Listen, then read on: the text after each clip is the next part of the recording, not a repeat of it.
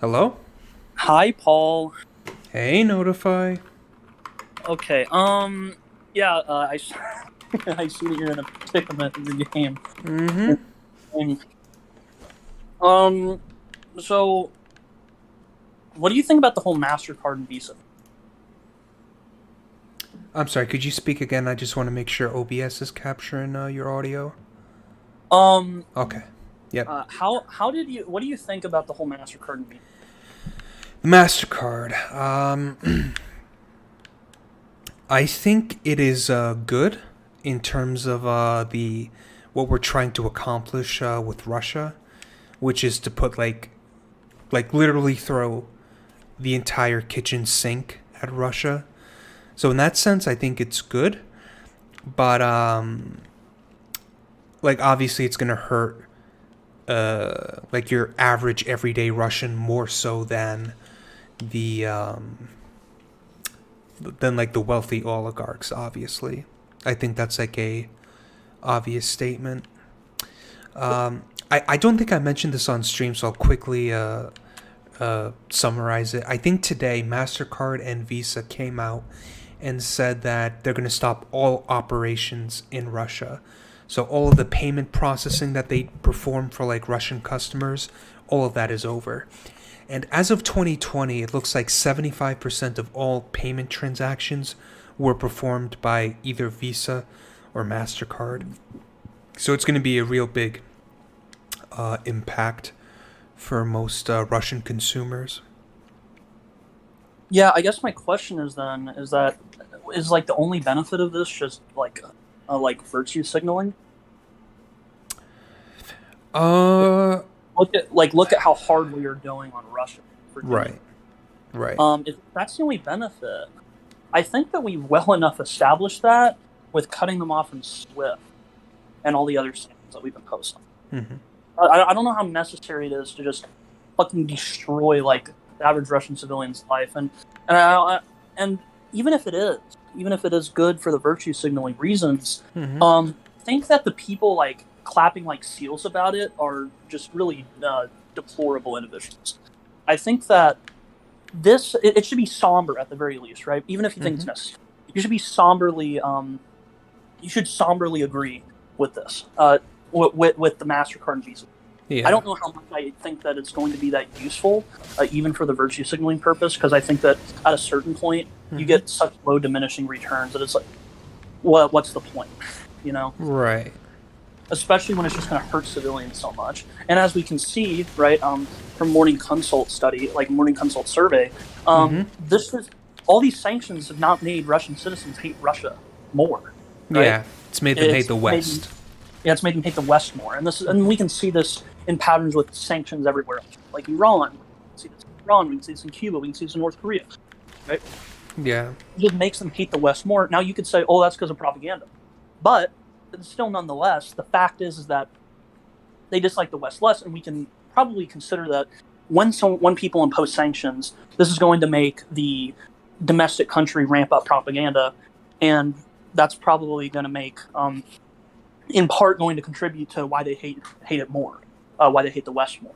So that's just going to be like I don't know. Sanctions just don't accomplish that goal of like making the domestic population rise up against.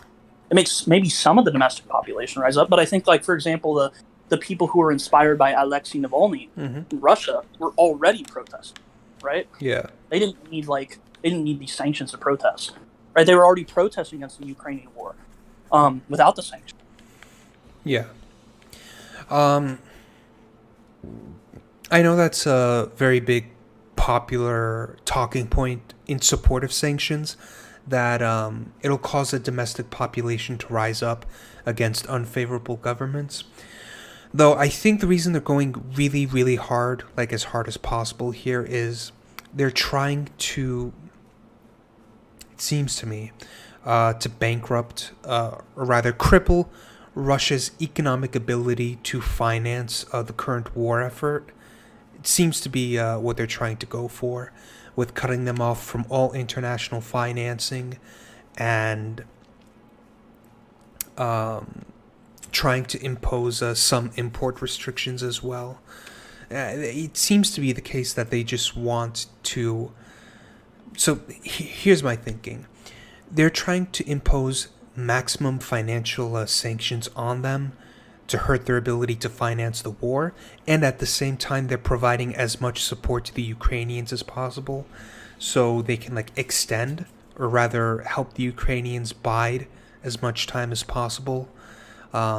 So hopefully like the Russians just like they can't continue the war effort due to financing problems. Seems to be the case. That seems to be like my reading of the situation. Yeah, and I would agree with that. However, I think that at a certain point, we'd obviously say that the goal that you're doing is going to have way too negative of unintended consequences, right? So, for example, like, you know what would really cripple their economy? If we just put a complete embargo on Russia. However, this would also lead to a lot less people getting food, right? And we wouldn't want millions of people starving. Right. Probably. I think that, or at the very least, if you think that's necessary, which I don't think it is whatsoever, if you think that's necessary, then you should not be clapping like a seal about it, right? Like many, I see, like, let's say Globe people on Twitter are. I think that's just disgusting, especially, like, people in Congress were doing it. They're like, we have crippled the Russian economy. It's going to take them years to recover.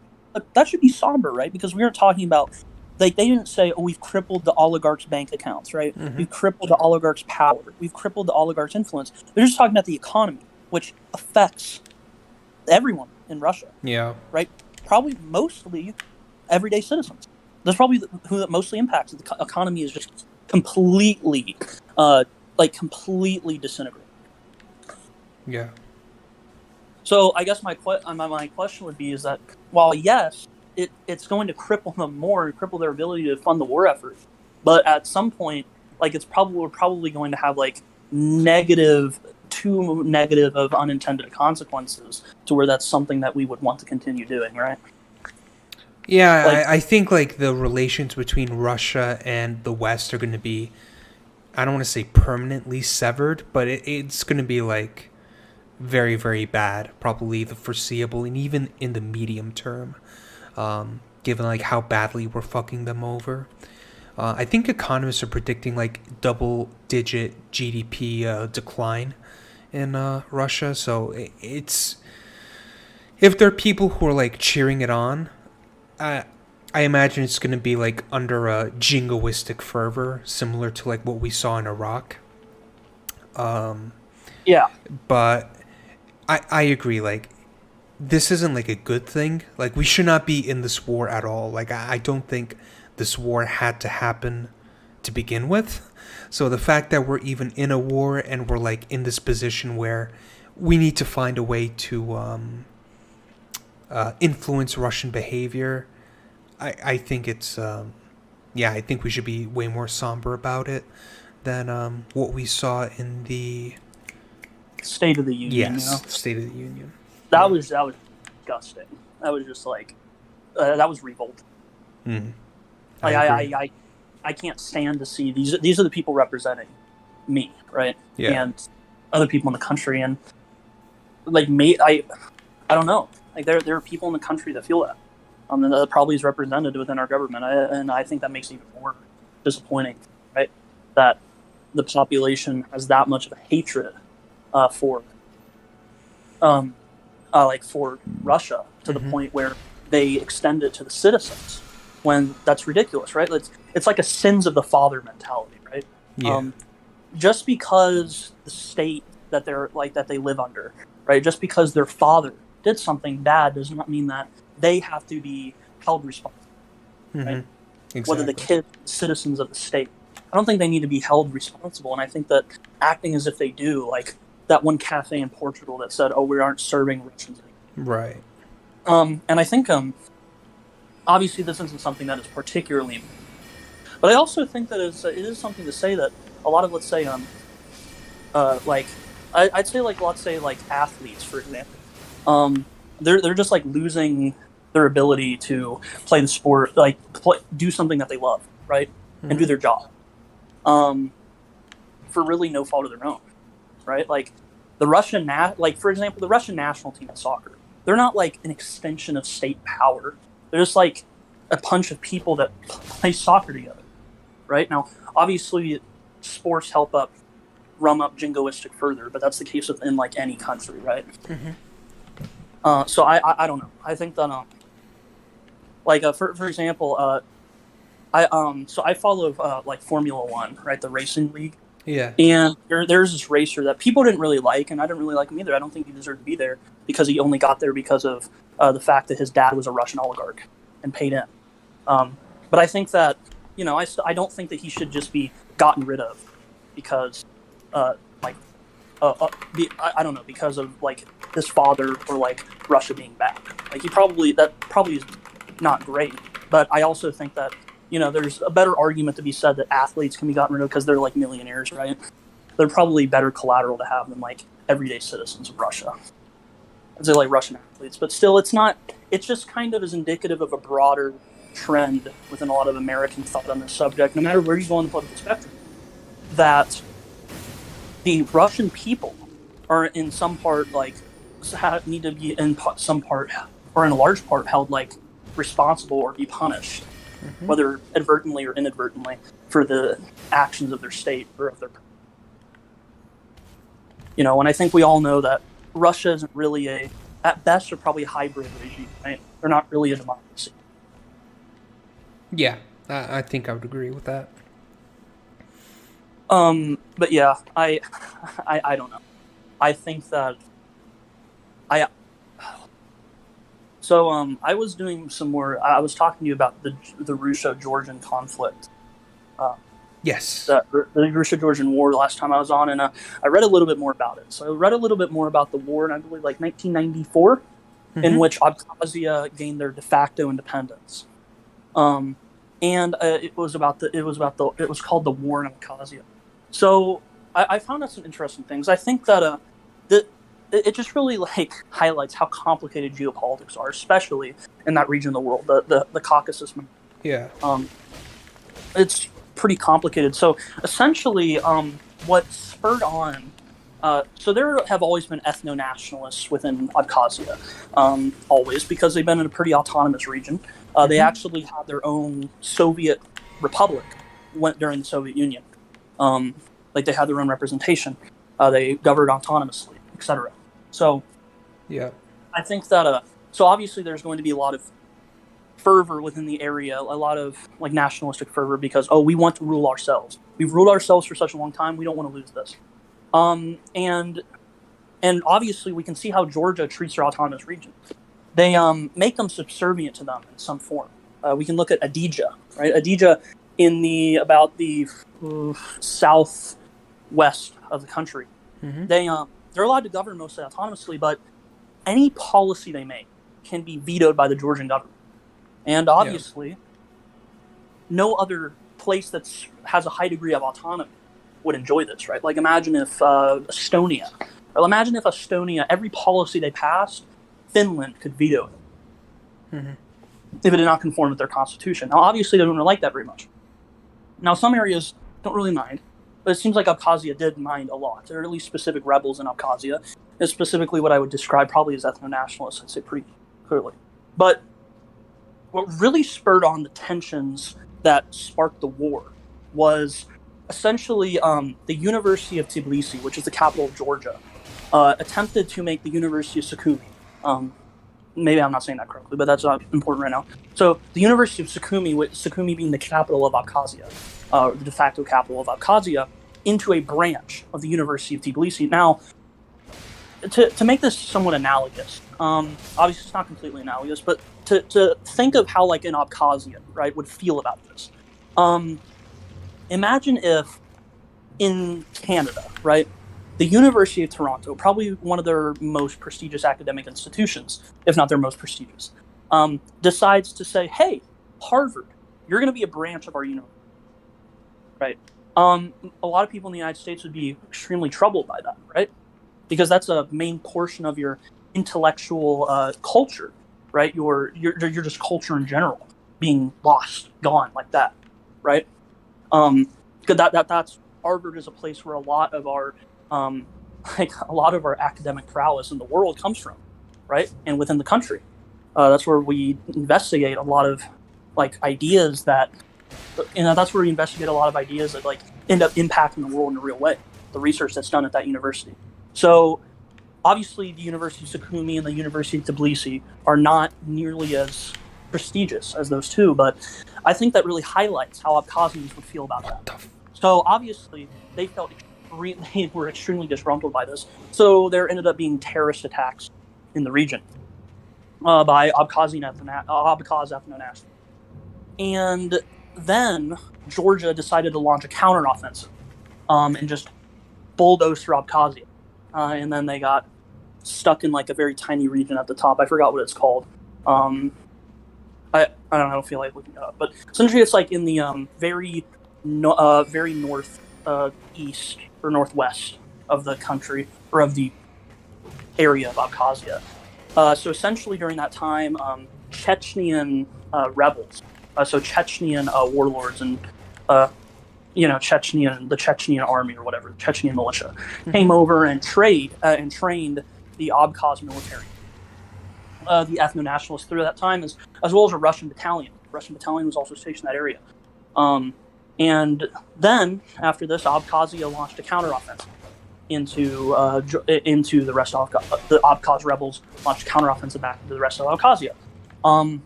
They kept going. So then they just started storming through with the help of not only Russian and Chechen troops, but also their training and their equipment. So they started rolling through.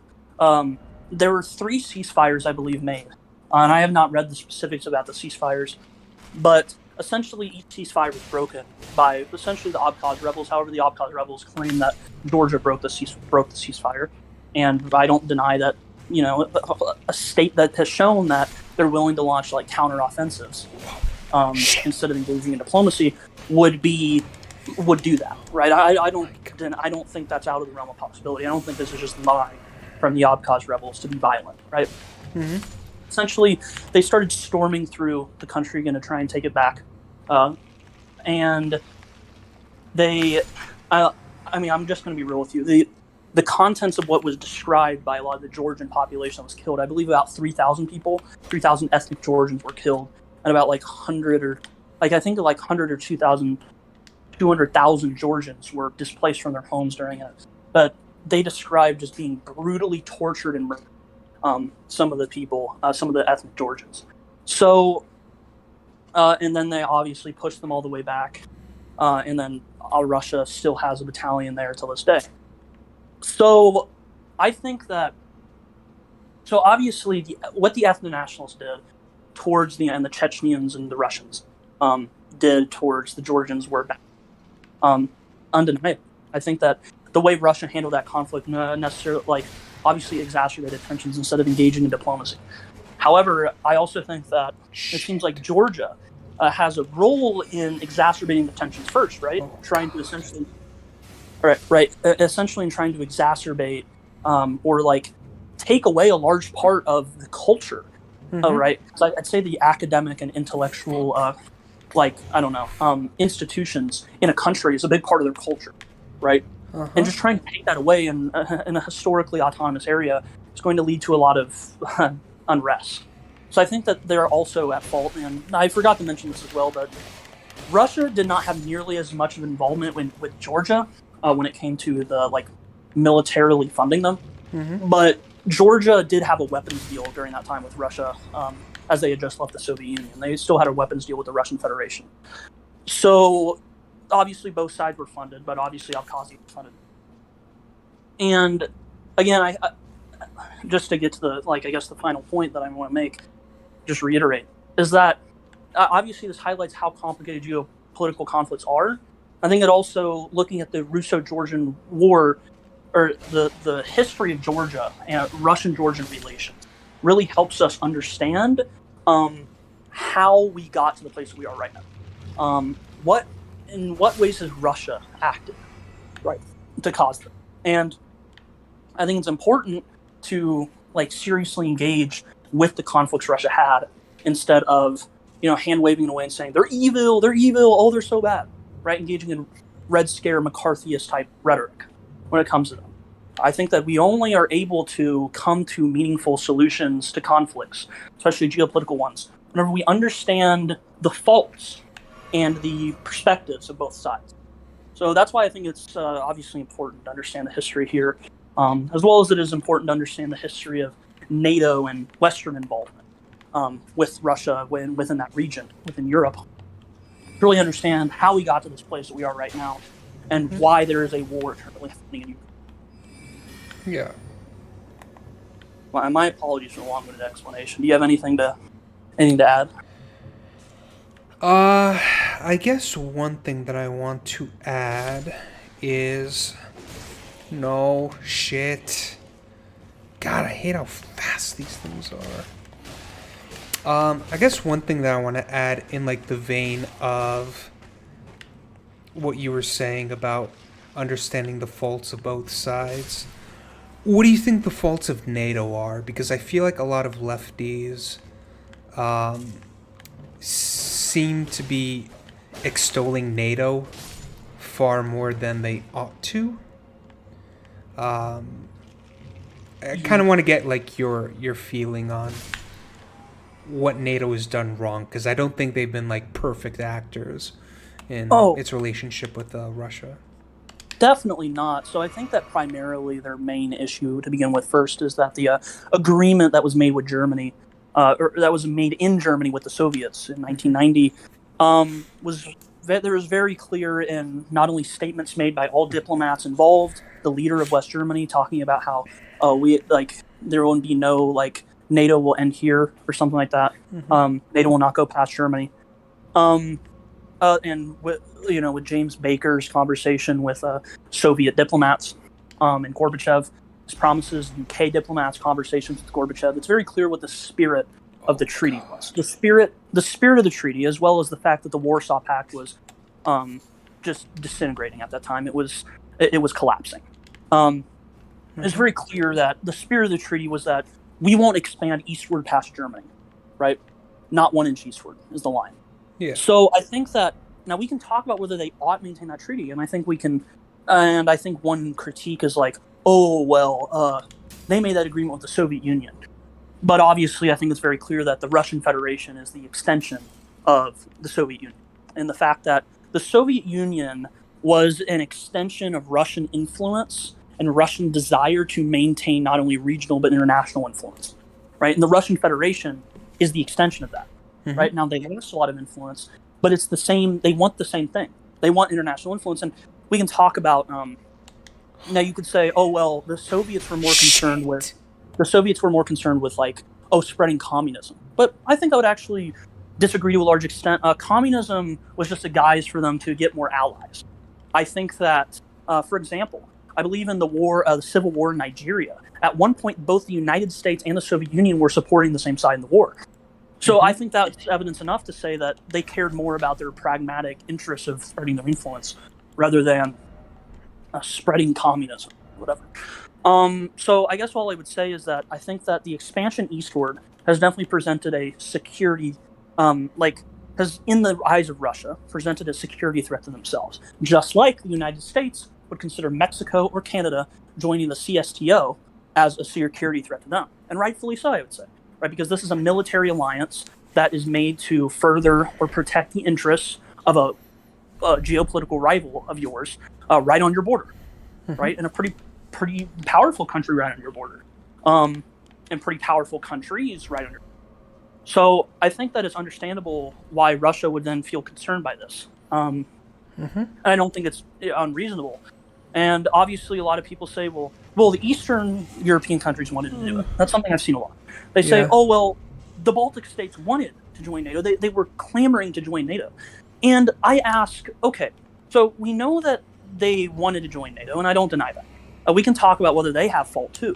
But I would say that NATO had so much more power when it came to the interactions between both the Baltic states and the rest of NATO, that NATO is the one that made the final decision on that. Right. If NATO did not want them in there, they would not have been in there. Yeah. Right? This was both Georgia and Ukraine. If NATO did not want the Baltic states there, they wouldn't have been there.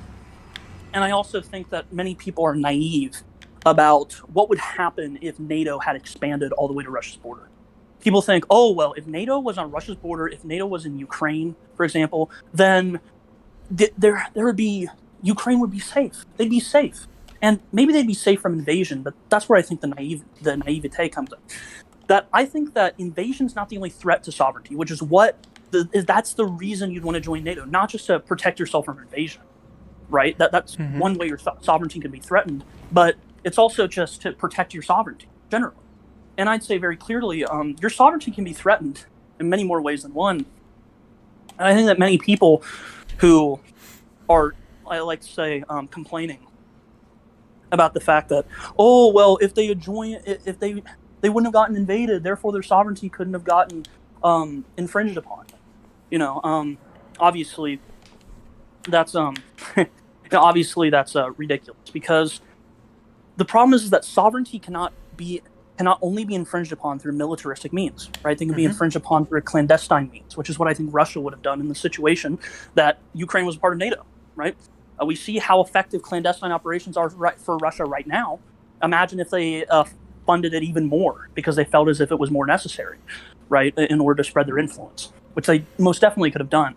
And we also see this with other entities, right, like economic influence, cultural influence through like stuff like the news.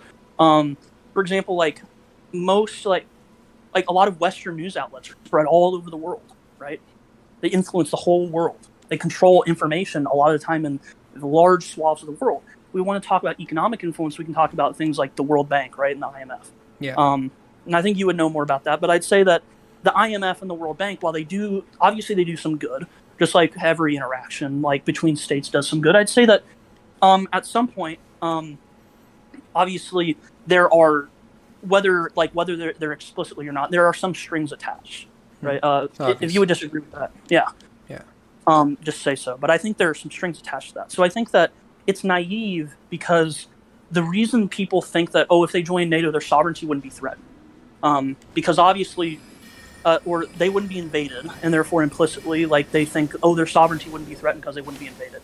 It's naive because I think a lot of people, not only just average people in the U.S., but I also think leftists a lot of the time are under this impression that that influence can only be spread through like this influence, this threat to sovereignty can only be done by annexation. It can only be done by military force.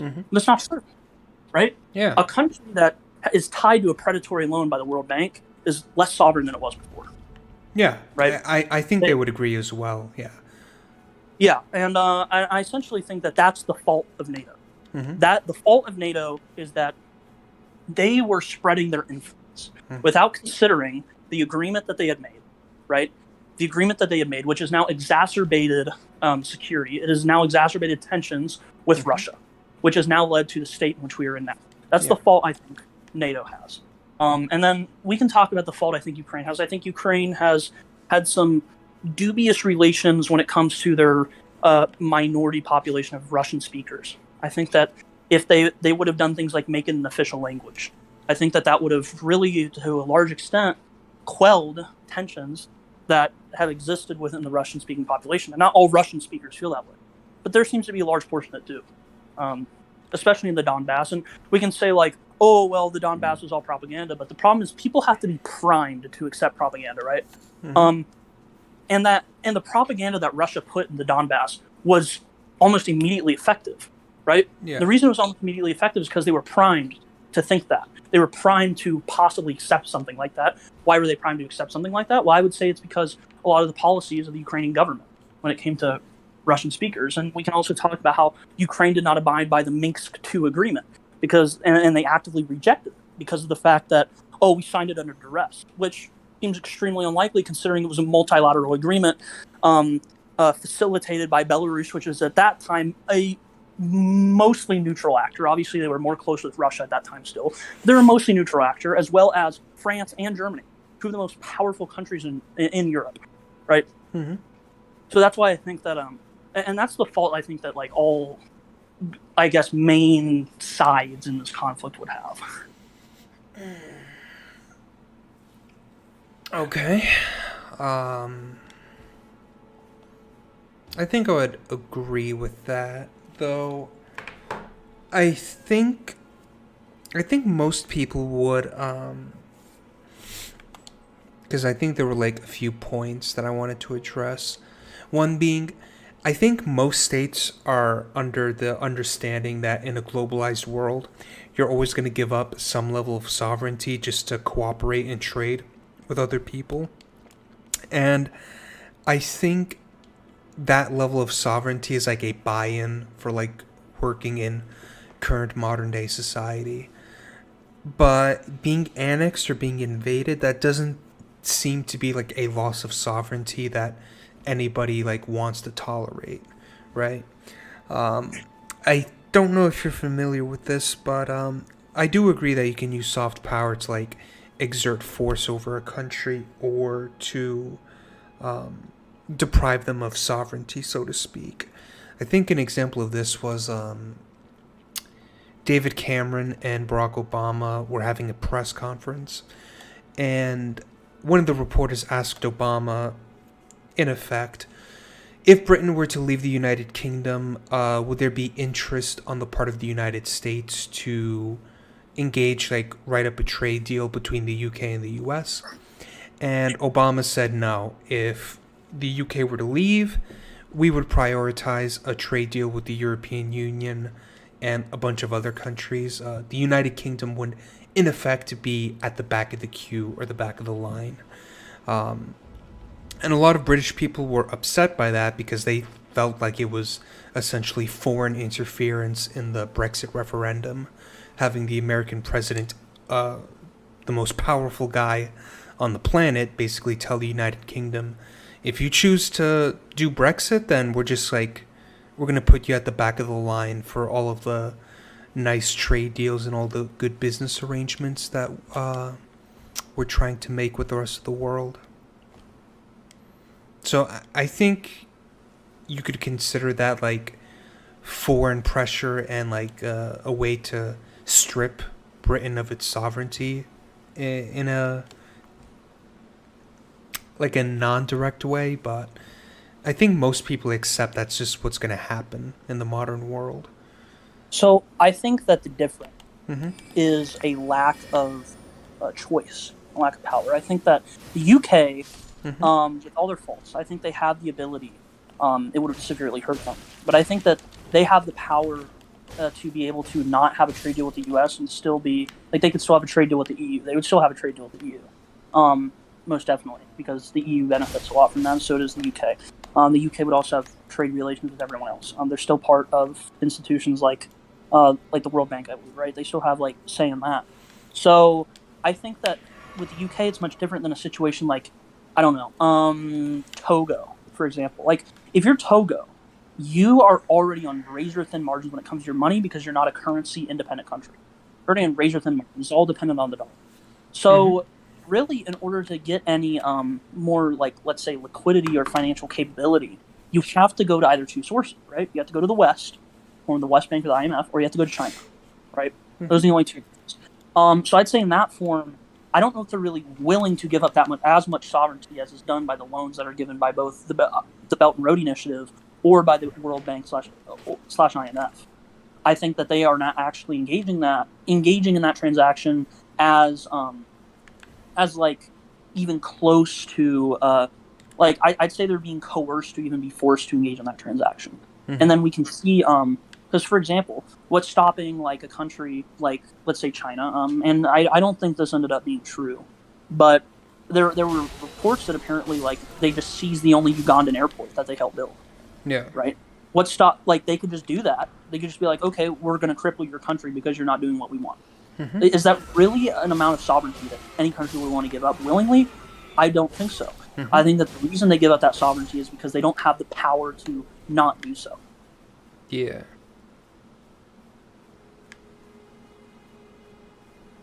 Okay. So that would be my response. I got it. To be clear, I don't think the UK and the EU have been able to like make a trade deal. They have done like a withdrawal deal, basically outlining all its terms and conditions of trade post Brexit. but they haven't been able to do like a actual trade deal as of yet. But Okay. I think I get your point. Yeah, and obviously, even if that's not true, they'd still be able to engage in a lot of trade with China, like as relatively equal. Like, I guess, I don't know. I guess like engagers in the transaction, right? But both sides are relatively equal in what they mean. The I don't think the UK and China, or the EU and China? the UK and China. Like, I don't think that China would basically say like, we're going to give you loans via the Belt and Road Initiative, and if you don't do what we want, we're going to like leverage that to make to essentially cripple your country. It's like I don't think that even if that did happen with the UK, they wouldn't be extremely crippled by anything they did. Oh yeah, I don't think they. I think they'd have leverage, but I don't think it would be like that severe.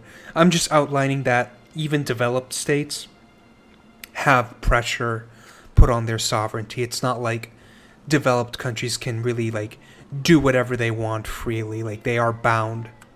What the hell? Yes, but I would say that they have option.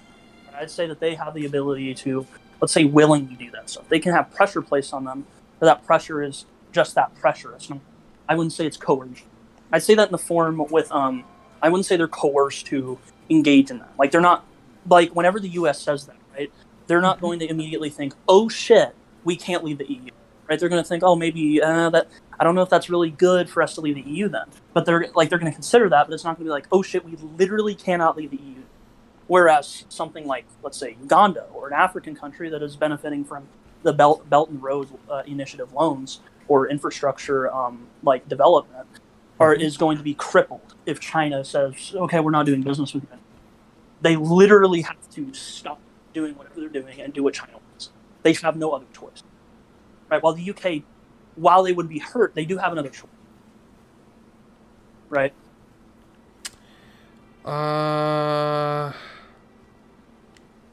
Sort of. I'm not sure if you're familiar with the Northern Ireland issue.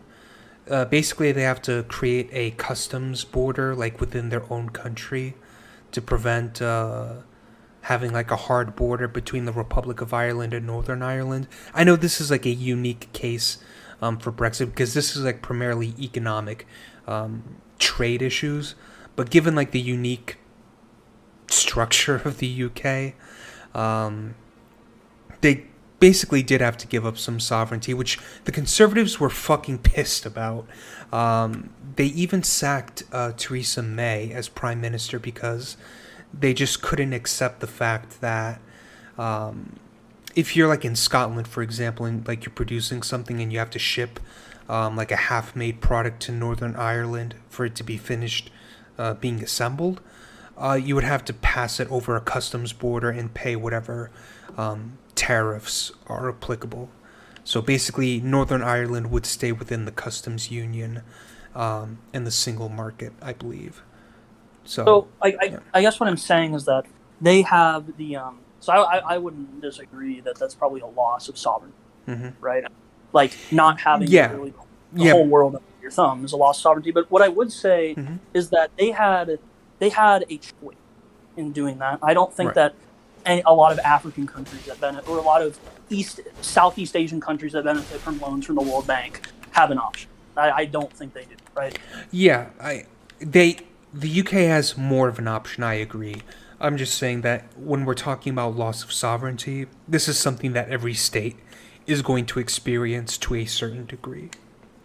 Yeah. I guess I would just say that with obviously we're talking about protecting, like, let's say, I guess sovereignty to a large extent, which obviously that's very vague, but I'd say, like, let's say just being able to do things that you, like, being able to do things by your own fruition.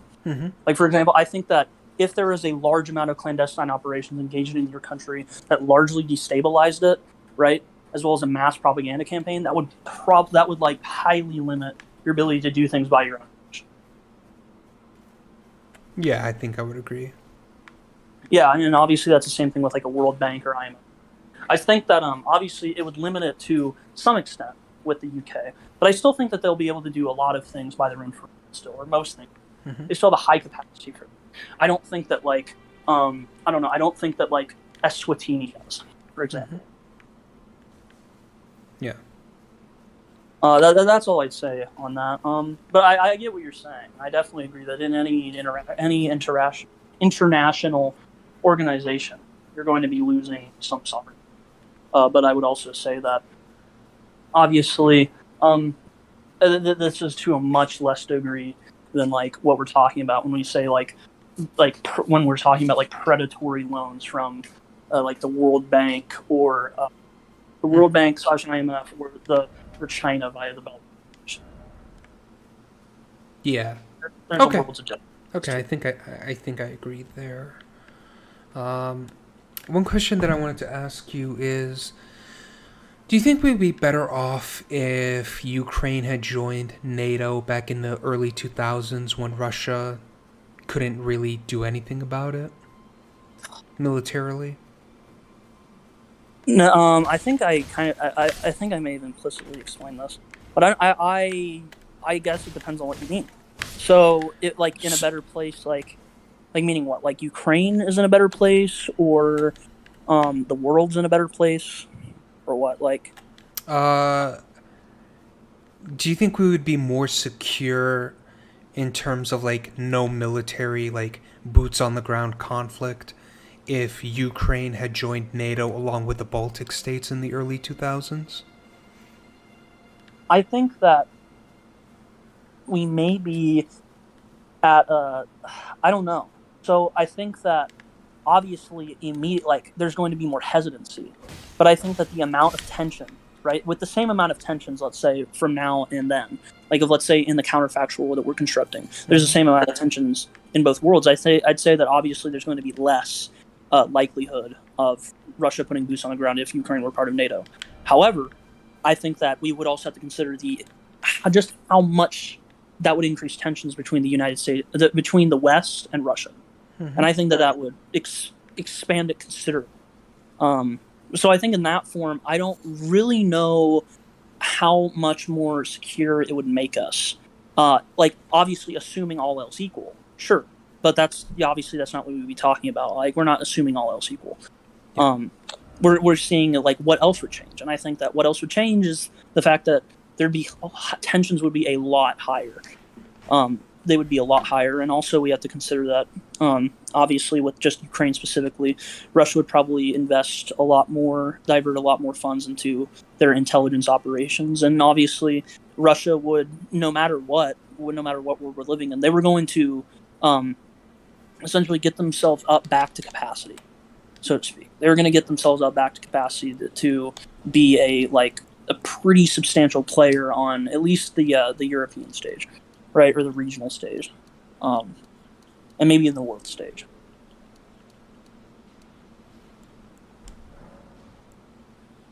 So that would be my opinion.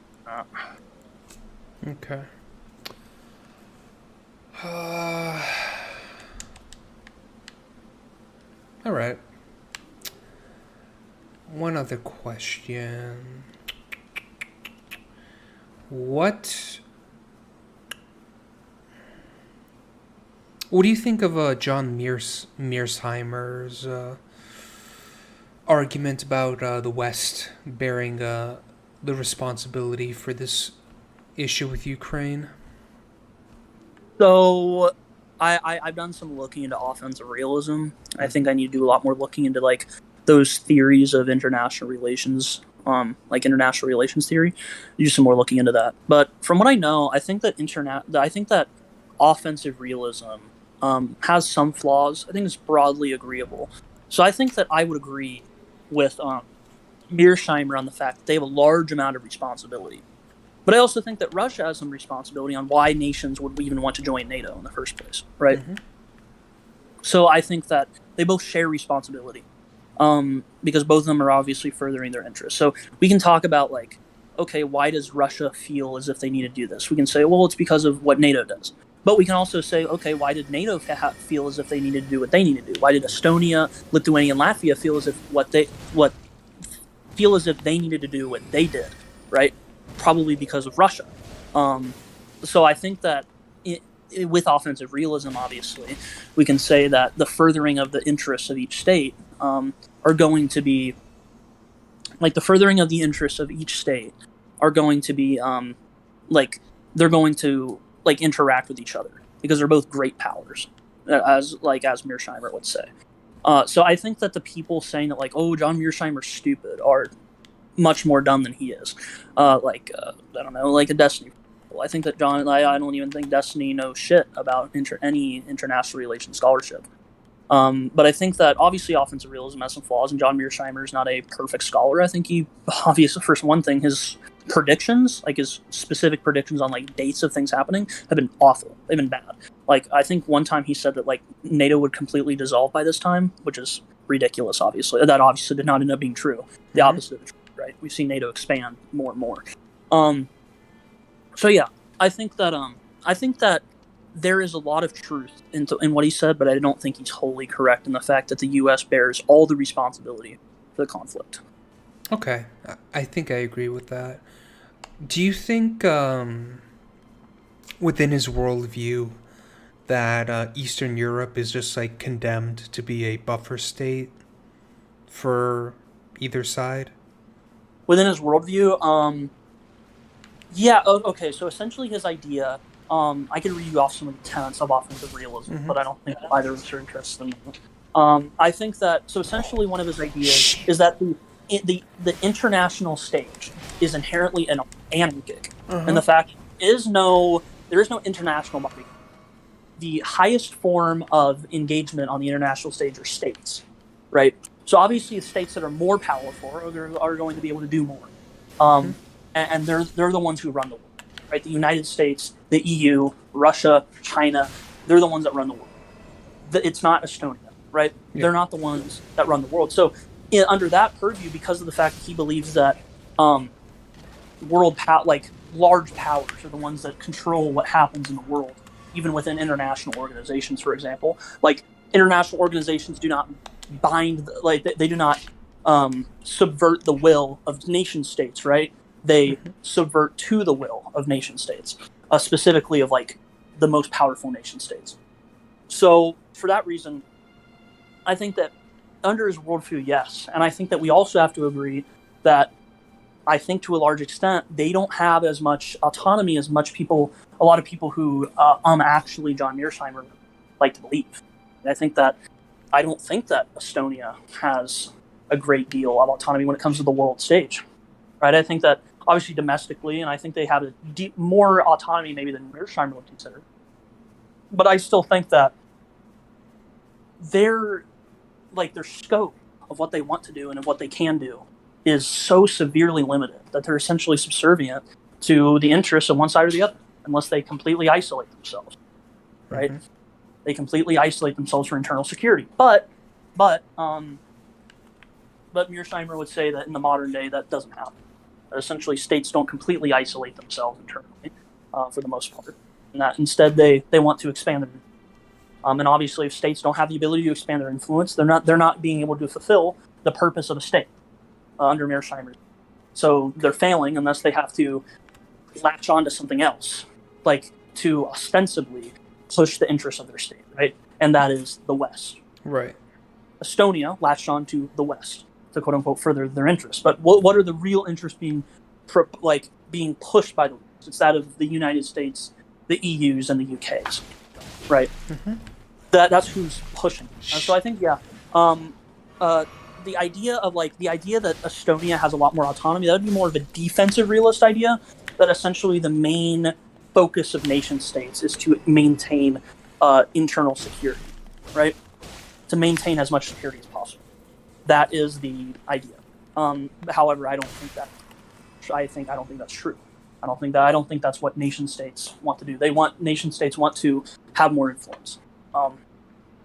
Right? And obviously I think offensive realism, while it has a lot of aspects that are really good, I do think that there are some things where it's not correct in. But I think as a description, and unlike Vosh says, you can have mostly descriptive statements about the world unless you're going to be unless you're going to philosophy tard on the internet about it. But Yeah, I think that descriptively in our current world, it's just kind of true, and that's the sad reality. We can talk about whether that ought be true, whether that ought be the case in the world. But I think that yes, as of right now, I think that Estonia, Lithuania, Latvia, those Eastern European countries, in many cases, they have to, by pure happenstance, conform to the interests as to further their own interests of another hegemon.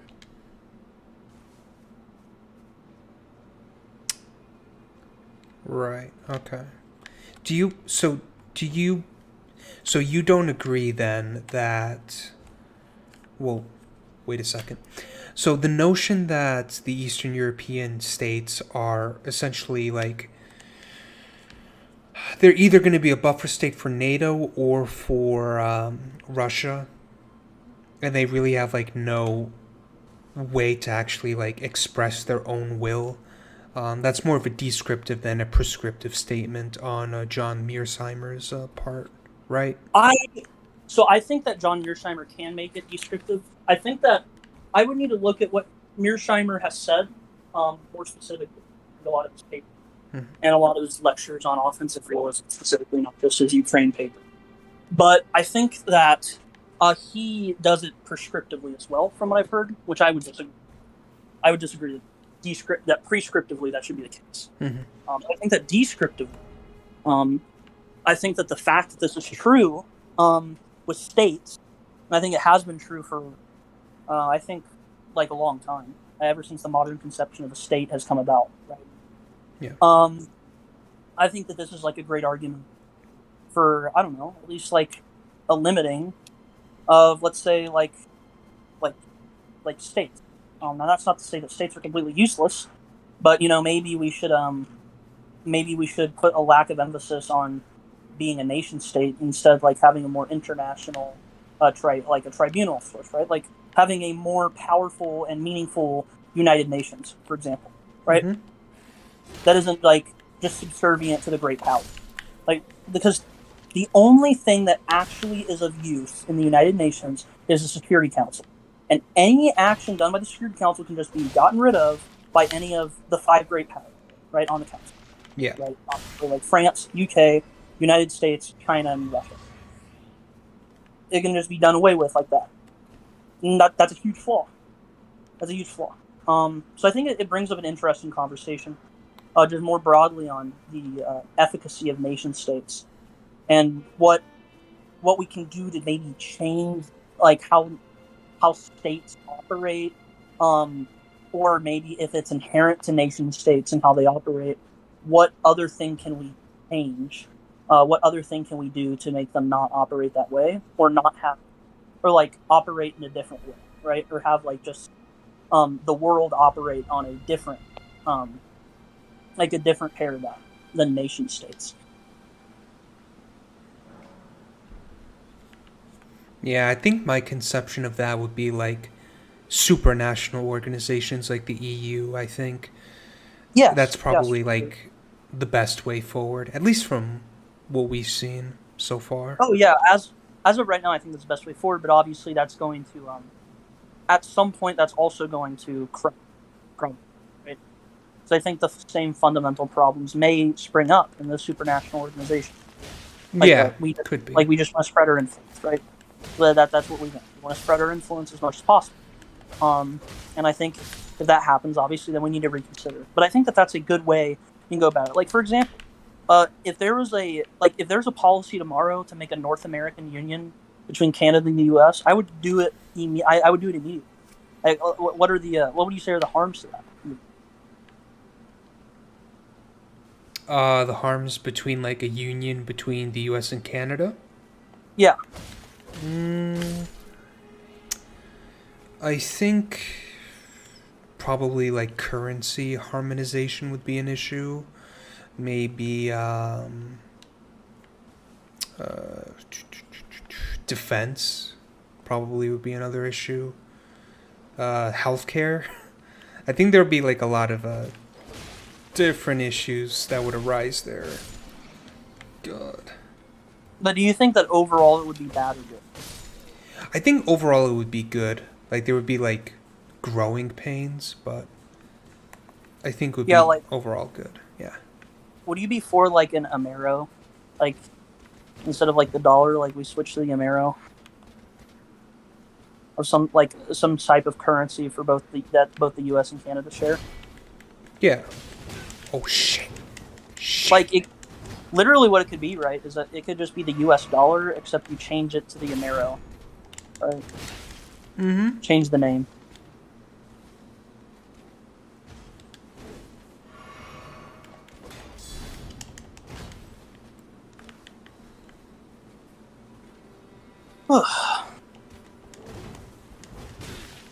But yeah, I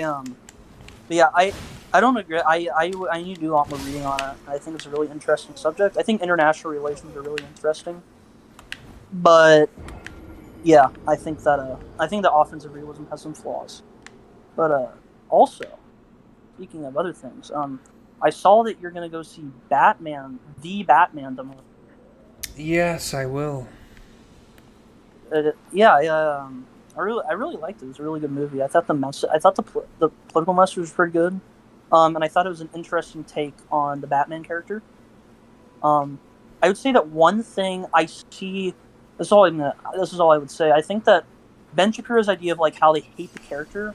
I think that I would understand why someone like Ben Shapiro would think that, because I do think it critiques the like the perspective of a character of an individual like Batman, right?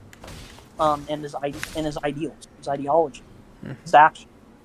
But I think that like obviously I don't think that means they hate him, right? They acknowledge his like how complicated of a character Batman is, and I think that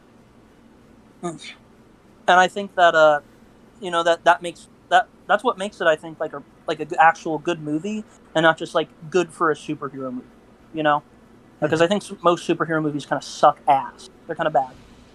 Like for example, Endgame. I was snoring during that movie. That movie was extremely boring. But like the Batman, I was like genuinely captivated throughout it. Which is a surprise considering the track record that superhero movies have. Mm-hmm. Paul, did you redo the game for Elden Ring? No, I did not, thankfully. Oh, thank you. Did you finally get away from that guy? I did. I just need to level up more. I'm way too weak to take on that red guy. So. Oh, dude. Oh my god. Do you know the game Fable? On the Xbox 360? Yeah, the Fable series. I never played the first two. I played Fable 3. So I played Fable Remastered for the Xbox 360. Mm-hmm. And let me tell you, I really enjoyed the game. But I had to stop playing it because in my save, I got to a point, I was playing this boss. He was like this rock monster type idea. Mm-hmm. And he could like summon boulders. So I was so low in level compared to this guy. Literally every arrow I hit on this guy was 1 point of damage. 1 HP. And this guy had like 1,000 health. No joke. So like I was going to be sitting there for forever trying to beat this guy. So I just stopped playing the game. Jesus. Did you not start a new save? Did you just stop playing the game altogether? I did. Damn. Because I started playing a new game instead. But I really... That's weird. Like, the Fable game that I played, I never took it to be like a difficult... Like a really difficult series. Okay, it wasn't really difficult, okay? I'm just saying that I caught myself in the most circumstance possible. Okay. I was like facing a level 99 boss. It was like level 10. Okay. That was the problem. No, I got so you. it wasn't that it was an extremely difficult game. It's just that like you can't beat that high of a level boss. It's not like I couldn't have beat the boss either. Like if I spent like literally 7 hours playing the game, I could have beaten the boss. Yeah, like just grind. But I was not going to spend 7 hours hiding behind a rock, shooting one arrow and then hiding behind another rock, and then shooting one arrow every, 2 minutes, basically. I had to wait 2 minutes to shoot each arrow, basically. It's fucking awful. Oh, what do you think about Zelensky's persistent request for NATO to establish a no-fly zone? Oh, yeah, I talked about that earlier. I think Zelenskyy is doing this primarily for optics. I think he's trying to extract or trying to show the Ukrainian people that he is doing his 110% to get as much support for Ukraine as possible. But I think in his heart of hearts he knows that shit's never gonna happen. And I think he knows that, and that's why he's also he's amended his request to say, either send us or give us a no-fly zone, or send us a bunch of MiGs so we can have a chance at fighting Russian air. Well, he probably says different things in private too, right? Probably, but at least from the interviews of the Congress people that have spoken to Zelenskyy, he seems to be confirming those requests. And I'm not surprised. I think if you're a president and your country's being invaded, you're probably really fucking stressed. And ooh. Whoa. And you probably are asking for as much support as you can get. And yeah. Yeah, for sure. I mean, I understand why Zelenskyy would be asking for that, but from a logical perspective, there's no way in hell we should ever do this. The no-fly zone, yeah, I agree. That would be just a disaster of monstrous proportions. There's no way that, one, we would ever do that prescriptively, and prescriptively we should never do that, because we should, unless Russia is demonstrating a ambition to take over all of Europe or something, or take over all of this, all the stands, let's say, Tajikistan, Kazakhstan, Kyrgyzstan, Afghanistan, etc. If they were showing one of the large ambitions, then maybe you could justify a war over that. But I don't think that genuinely right now, I don't know if nuclear war or a high threat of nuclear war is worth putting a no-fly zone over Ukraine. When all things considered, I think that Ukraine is not doing as well as some people like to think they are. But I think they're still doing pretty well at staving off Russia, at the very least, to make it where Russia feels as if they're in a Vietnam situation. They feel as if it's just not worth putting all those resources towards it anymore, right? For what they're getting at. Yeah. But wait, I think we agree on the no-fly zone. That's just totally unreasonable, and nothing that the West would ever agree to. But do you think they could give the MiGs actual aircraft to fight against Russia? Do you think we could do that? It's tough. I think that's just I think we're already giving an insane amount of equipment. I would just be wary as to what line Russia would draw as to justify invading more people. Shit! What the? Okay, I'm sorry. These two guys literally came out of nowhere. Because I think the problem with Ukraine is that Russia underestimated them, right? Russia's not going to underestimate NATO, right? And I think they lose to NATO, but I think that it would be very difficult for NATO to win a war with Russia. It wouldn't be easy. And you're also questioning of what China decides to do during this time, Yeah. What if they decide to attack Taiwan? And obviously people say, oh, well, we're seeing how they're reacting to Russia. That will dissuade China from doing anything. But the amount of economic influence China has versus how much Russia has is night and day. It's not even close. I think that the idea that, oh, well, we'll just sanction China if they invade Taiwan. No, that's not going to work. Because that's going to cause, that's possibly just going to cause world economic collapse. At that point. Genuine. I don't know, or at least we'd come close. Like, it would be really bad for a while. Just with the fact that like 50% of factory-produced goods come from China, and just the amount of economic involvement they have with the rest of the world, it just is not like, especially of how reliant a lot of Africa is on them. I don't think that the West would ever, like, I don't think that is something the West would consider doing. Obviously they may consider it, but I don't think the West would ever do that. The West would ever like succeed at doing it.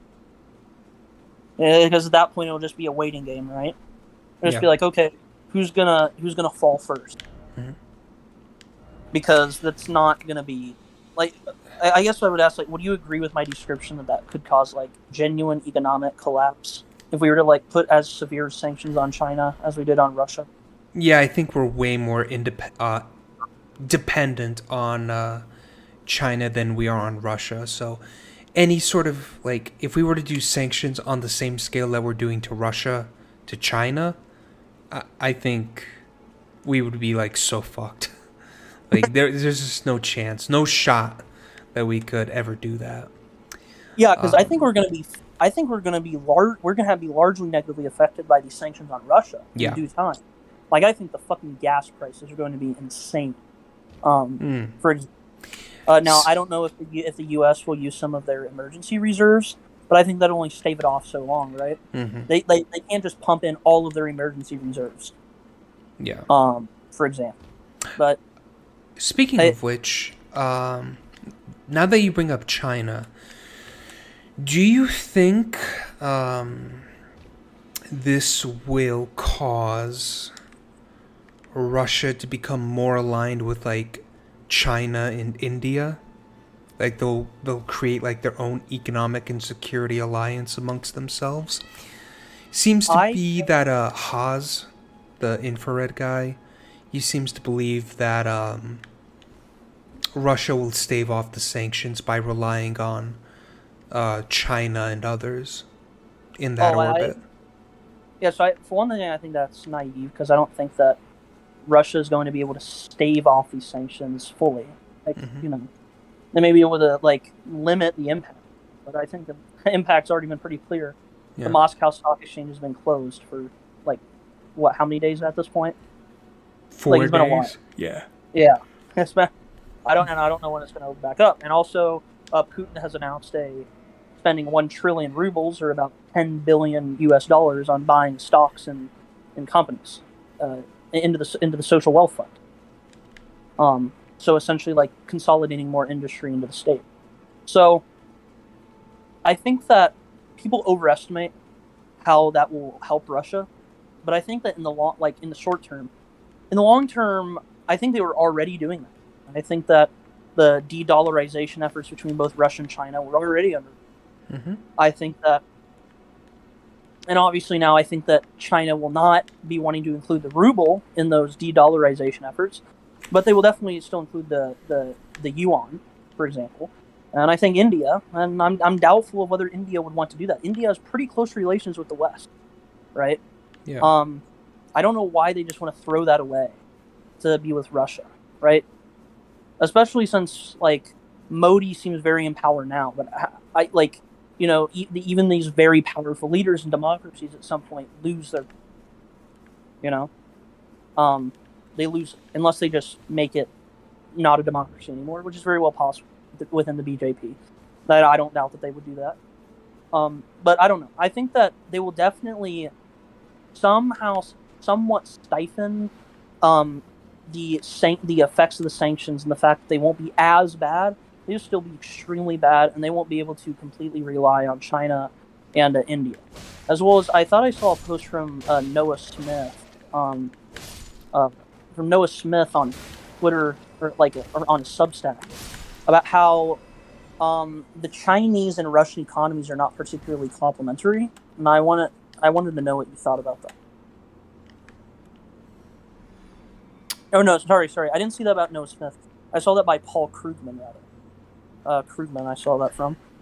I wanted to know what you thought about that, Paul. Krugman is saying that Russia and China's economies are not very compatible. Yeah, complementary. or complementary rather. I would have to look at the article and see what exactly he references, but I think my best guess would be China's main strength is natural gas, like basically oil, petroleum products. Um, I I don't know to what degree. So I know China is currently transitioning away from fossil fuels like coal to like natural gas, which is like less less dirty, relatively speaking, than coal. So I know they've been doing that transition. So it's possible there is some compliments that can be made there. Oh man. Oh. But I don't think in terms of the other things that China excels in, like consumer goods, I don't think there's a lot of complementary stuff going on there. Um, I'm not too familiar with the nitty gritty of Russia's economy, but I don't think a lot of Russian companies are investing in China and producing anything in China. I don't think uh, I don't think many Russian consumers buy a lot of Chinese goods. I just don't think that Russia and China's economies are that integrated, to be honest. Okay. You think that that would change though, and to what to I what do, extent do you think the change would be successful? I don't think it would change, but Haas and like the people who are pro-Russia seem to think that Russia could just go to China or like other countries that are more aligned with Russia's goals and Russia's style of governance, and they would be all I right. But I don't think so. I don't think Russia would be able to go to BRICS. No, I don't think they'd be able to go to that and save themselves. Hmm. I don't think that's going to happen. Yeah. Because for one thing, like especially countries like South Africa, Brazil, and India, they have very close relations with the West, China as well. But not only that, like that, I don't know how complementary their economies are. Like another thing that I think Russia's pretty rich in is like ammonium nitrate for like fertilizer. But like I don't know how much like China wants that because most of China's population is urban, right? But at the same time, you could say like, oh well, maybe they're farmers and this. So I don't know, but like just having fertilizer is not going to fully integrate two economies with each other, right? Into the symbiotic. Like at most, it may be a communalistic relationship, meaning that like essentially Russia gets a lot of benefit, but China like it doesn't really matter. Like China either like gets like neither really benefited nor harmed by Russia, essentially. At most. But probably it may end up being like a parasitic relationship with Russia, right? So I don't know why China would particularly want to do that. I think China wants to maintain good relationships with Russia. I don't know if China just wants to start like nursing them back to health.